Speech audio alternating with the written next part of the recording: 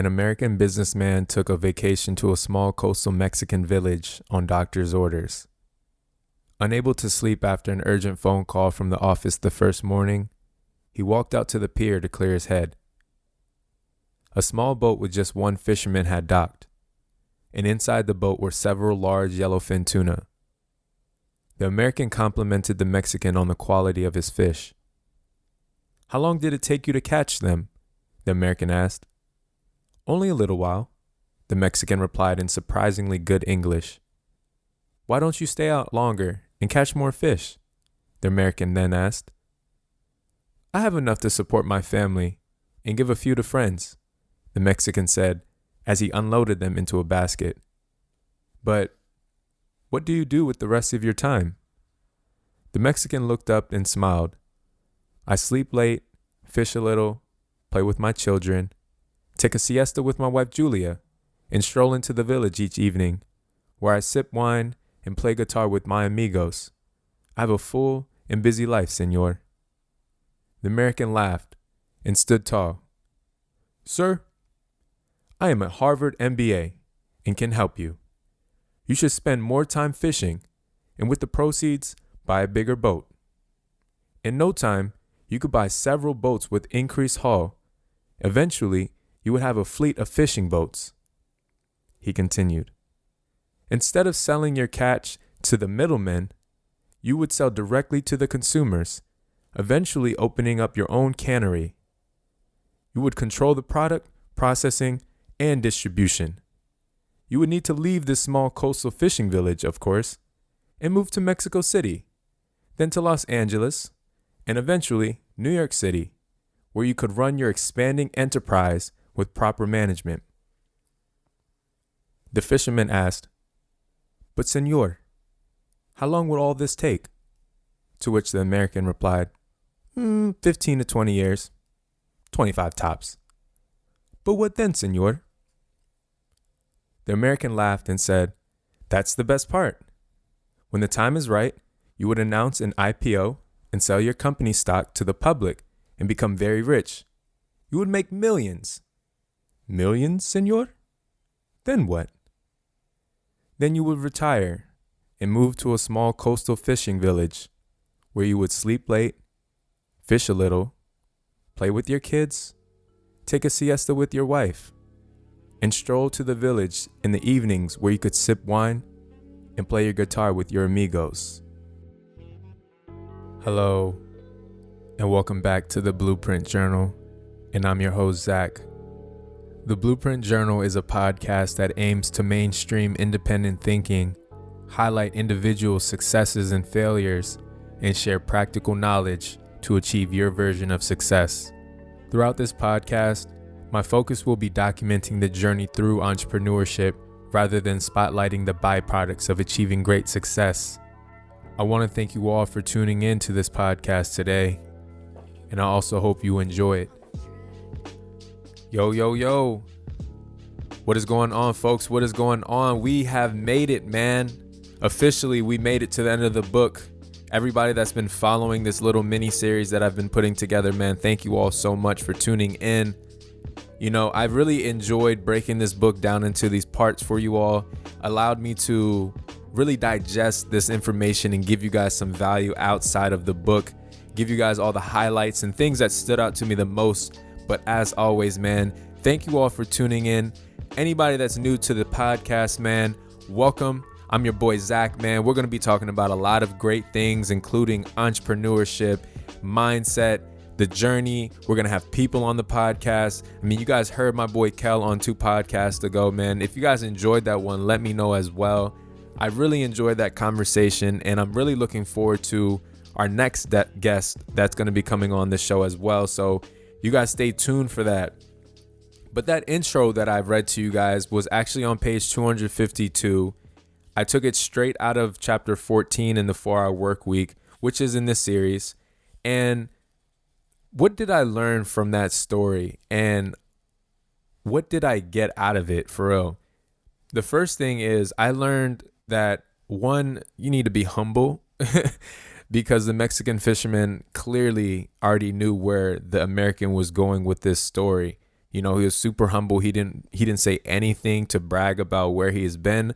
Of course, this is all implying, but we can all say that we know that this Mexican man was already sitting on millions. He probably already has been in the business world 2 to 3 times around, and he already knows all about that. You know, that's why they said with surprisingly good English when he spoke to the American.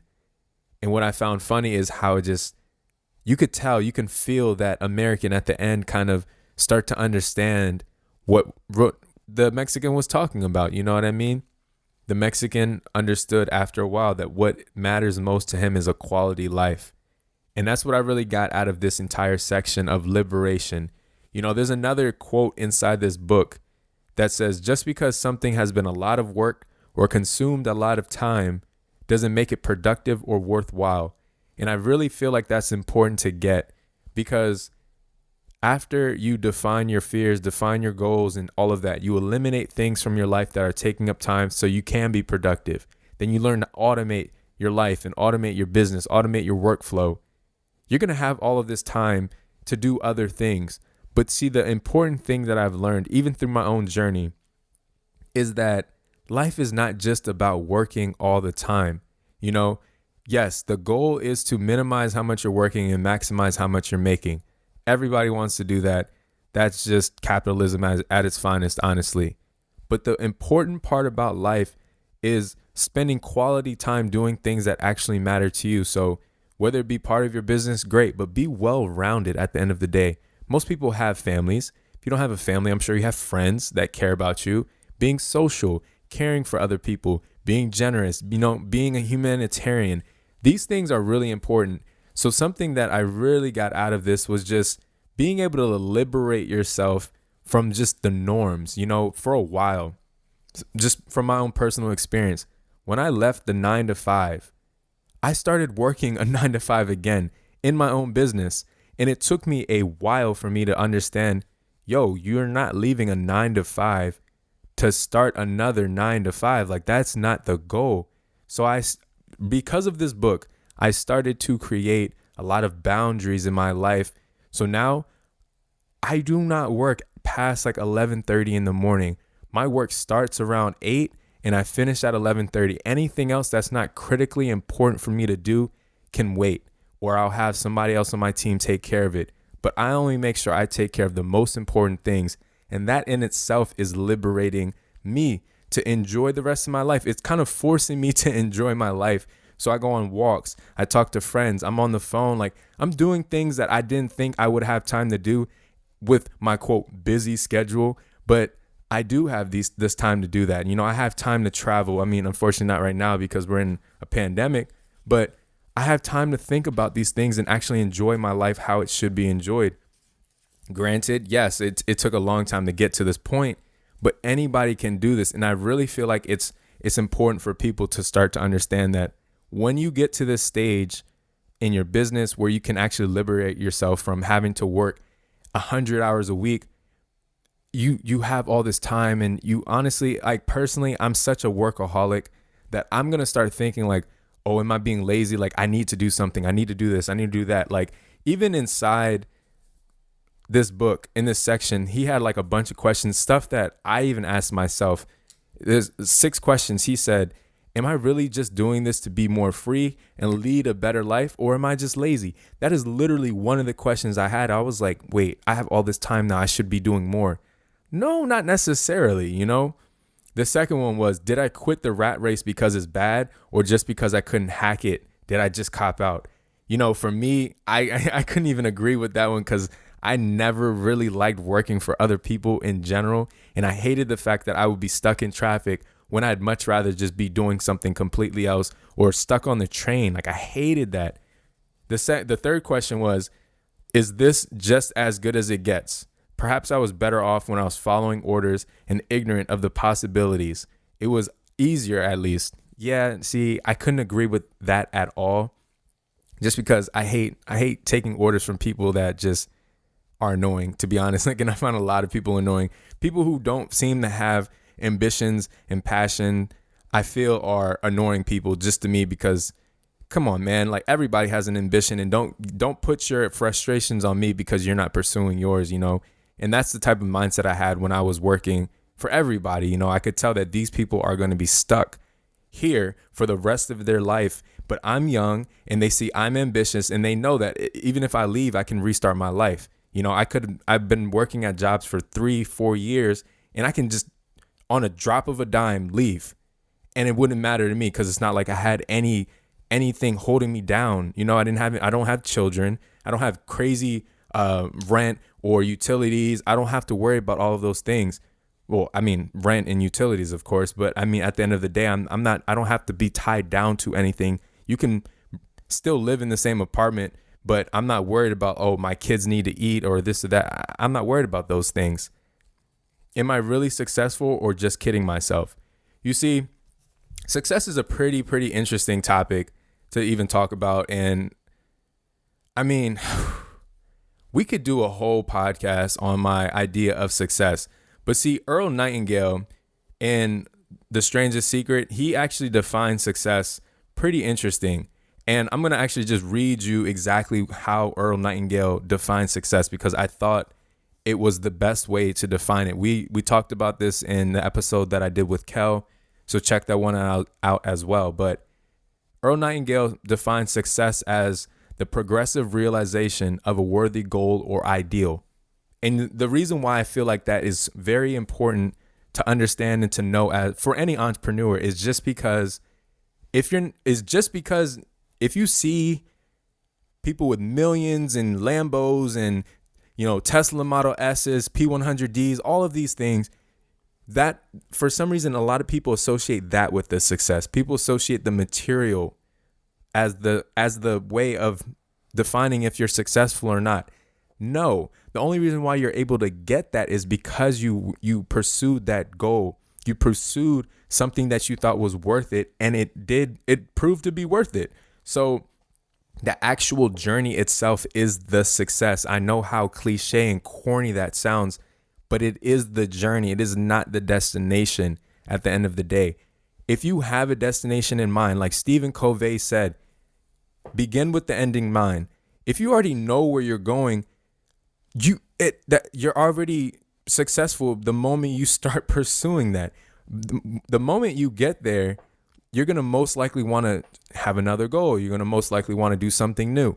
But when you get there, you're going to be happy. Of course, you're like, oh, I finished this race. But the actual work that you had to put in, you know, if you run a marathon, I haven't yet, but I'm training for one. The process of actually seeing your miles go up and your time go down and feeling good and seeing your body just adjust and adapt, you feel much better about that than just completing the race. Because when you complete the race, you're like, I prepared for this, so I know it's going to happen. It's inevitable. And that's what I tell a lot of my homies, a lot of my friends, a lot of just anybody, and even y'all on this podcast. And it doesn't matter. Like, when you finally get there, if you're already prepared, it was inevitable for you.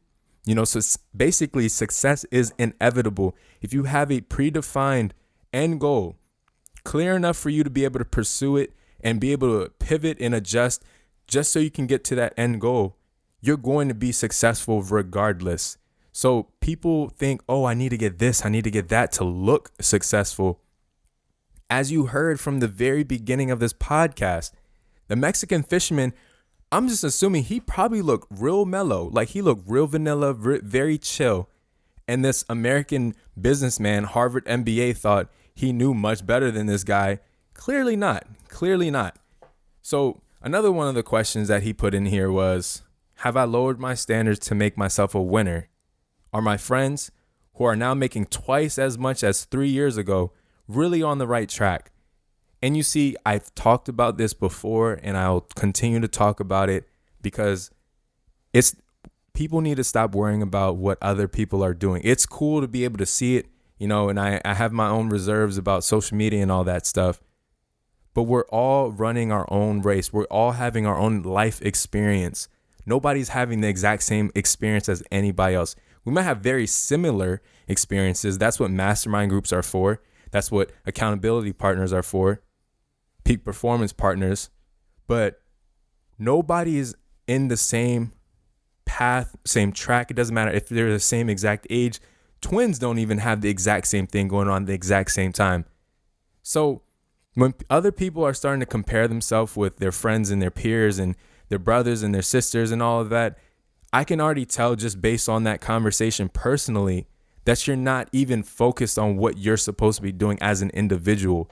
So there's no way you can become successful if you're so distracted by other people. So the more liberating thing for you to do is to only focus on what you're doing and just be happy for other people and be supportive of people that haven't really started their journey or are trying to start and might be tripping up here and there. That's what it's all about. That's why I really like this entire book, because he really wraps up this whole fantasy and idea about becoming, efficient and effective, automating your time, defining your goals in order for you to be able to work and make more money.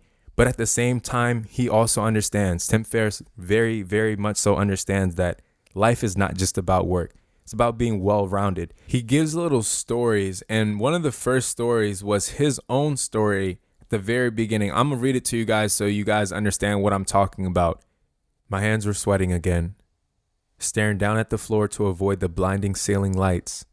I was supposedly one of the best in the world, but it just didn't register.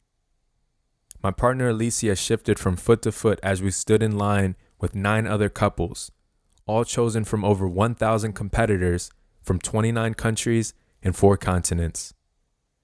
It was the last day of the Tango World Championship semifinals, and this was our final run in front of the judges, television cameras, and cheering crowds.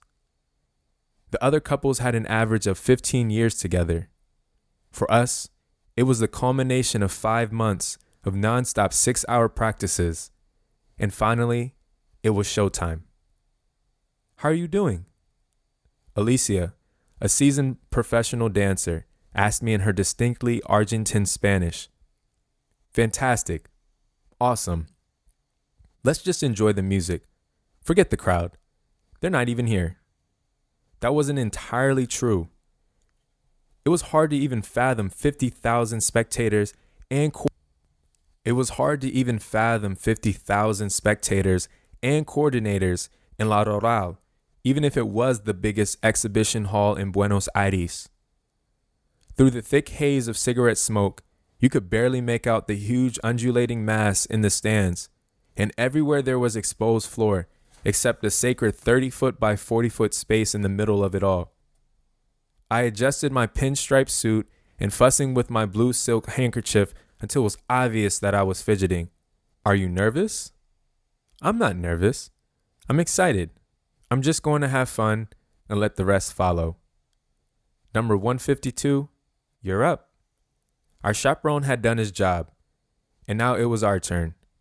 I whispered an inside joke to Alicia as we stepped on the hardwood platform. Tranquilo. Take it easy. She laughed, and at just that moment, I thought to myself, what on earth would I be doing right now if I hadn't left my job and the U.S. over a year ago? The thought vanished as quickly as it appeared when the announcer came over the loudspeaker and the crowd erupted to match him. Pareja número 152, Timothy Ferriss y Alicia Monti. Ciudad de Buenos Aires. We were on, and I was beaming. Now, what do I take from all of that? The fact that he opened up this book with his own story about him dancing, and this book is about entrepreneurship. This book is supposed to be about teaching you the ins and the outs of the new rich, as he calls it. But he starts off this book with a story about him being one of the world championship tango dancers. Come on, man. If that isn't telling you to have a more well-rounded life, that when you liberate yourself, you need to be doing things that you actually enjoy and not just forcing yourself to work more. That is super key to me. So I hope you guys really enjoyed this little mini series, man. I plan on doing more like this in the future for sure. But if you guys enjoyed this podcast, man, as always, feel free to share it with people that you know will enjoy this. Drop a review, man. Subscribe to this podcast. And I'm going to see you guys on the next one, hopefully soon. Peace out.